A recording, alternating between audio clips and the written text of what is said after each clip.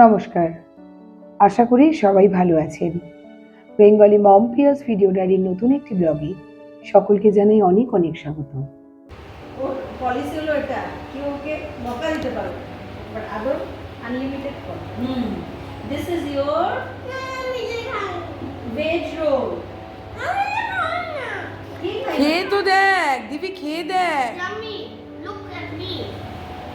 এ বাবা, ঋষি ভালো হয়ে যাচ্ছে, এটা তো হবে না, তুই খেয়ে দেখ। ফিনিশ কর। আচ্ছা, আমি খেয়ে নিচ্ছি। আজকে আমাদের বাড়িতে এসেছে ঋষির সুইমিং ক্লাবের বান্ধবী ছোট্ট দিভি আর ওর মা বাবা। সকালবেলায় একটু লুচি তরকারি করেছিলাম, আর এখন বসাবো একটু দই ইলিশ।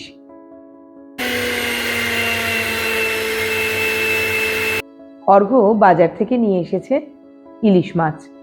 গণেশগুড়ি বলে একটা বাজার আছে, সেখানে কিন্তু বেশ ভালো বাংলাদেশি ইলিশ, আবার আমাদের কলকাতার ইলিশও পাওয়া যায়। নুন হলুদ মাখিয়ে রেখে দিয়েছি। আর ইলিশ মাছের একটা সহজ বা সব থেকে ইজি প্রসেস হলো এই কাঁচা ঝালটা করে নেওয়ার।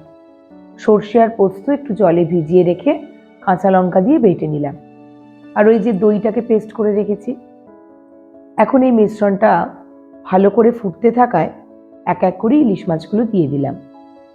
ইলিশ মাছটা কিন্তু বেশ বড় ছিল, অনেকগুলো সুন্দর পেটিও বেরিয়েছে, তবে ডিম ছিল না জানেন। এবারে এর মধ্যে দিয়ে দেব দইয়ের মিশ্রণটা, আর তার সাথে চিড়ে চিড়ে কয়েকটা কাঁচা লঙ্কা। যেই টকবক করে ফুটতে শুরু করবে অমনি ঢাকা দিয়ে সিম করে দেব। আর ইলিশ মাছটা খুব সুন্দরভাবে সেদ্ধ হয়ে যাবে এই মিশ্রণের মধ্যে। এই রেসিপিটার টেস্টটাও কিন্তু খুব সুন্দর হয়।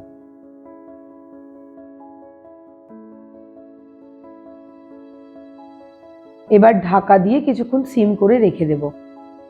আস্তে আস্তে দই আর সর্ষে বাটাটা ইলিশ মাছের মধ্যে ঢুকে যাবে, আর মাছগুলো খুব সুন্দর করে সেদ্ধ হয়ে গেছে।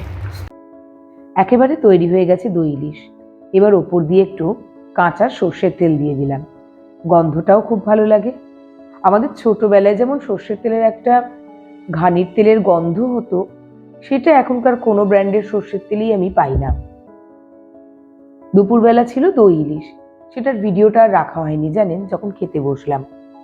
আর এই যে বিকেলবেলা কি খাই ভাবতে ভাবতে বাড়িতে ছিল একটু পেঁয়াজ, আর ছিল একটু ধনেপাতা।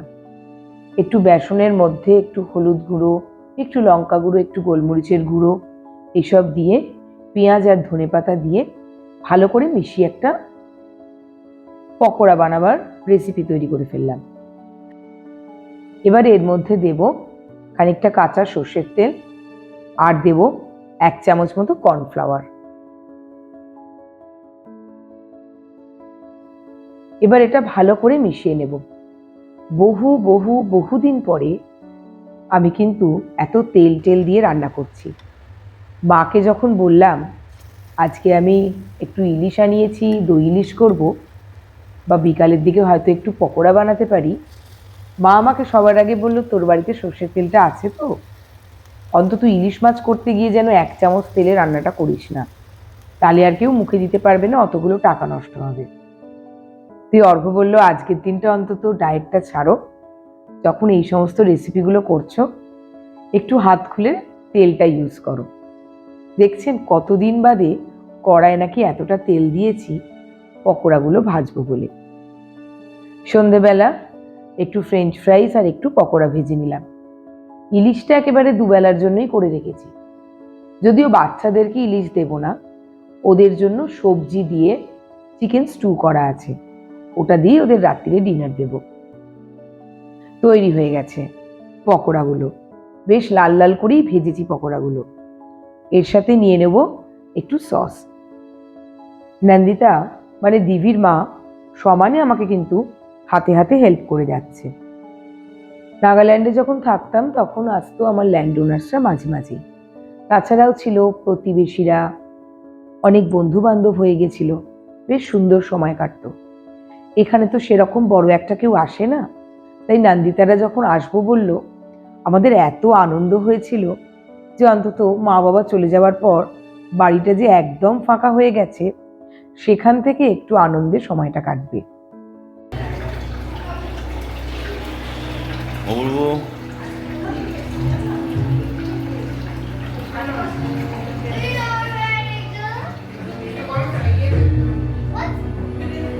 What are you doing? I'm taking video. What is this? Both of you, French here is your napkin, this is your napkin, and no more dasha bhai. গরম গরম, খুব গরম। বসো। I taking this napkin. It's very hot. Be careful, huh? সন্ধেবেলা গরম গরম চা, তার সাথে এই অনিয়ন পকোড়া আর ফ্রেঞ্চ ফ্রাইস, এই নিয়ে আমরাও বসে পড়লাম। খুব সুন্দর সময়টা কাটছিল। স্যাটারডে, তাও আবার 4th স্যাটারডে, যেহেতু অর্ঘ্যরও ছুটি ছিল, তাই সকাল থেকে অর্ঘ্য আমাকে হাতে হাতে ভীষণ হেল্প করে দিয়েছে। আর রাত্রির বেলা বাচ্চা দুটোর জন্য যে চিকেন স্টুটা বানিয়ে রেখেছিলাম, সেটা দিয়েই ওদেরকে এবার খেতে বসিয়ে দেব। দুজনে খুব ভালো বন্ধু, তেমন আবার খাবারও খুব মিল। দেখলাম দুটোই চিকেন খেতে খুব পছন্দ করে। ঋষি আবার দিভিকে দেখে বলল ও নাকি হাত দিয়ে খাবে, এবং খুব সুন্দর হাত দিয়ে টুকটুক করে খেয়েও নিল। ওদের খাওয়া দাওয়ার শেষে আমরা বসে গেছিলাম খেতে। চলুন তাহলে আজকের মতো ব্লগটা এখানেই শেষ করছি। সকলে ভালো থাকবেন, সুস্থ থাকবেন, সাবধানে থাকবেন। শীঘ্র দেখা হবে আমাদের পরবর্তী কোনো একটা ব্লগে।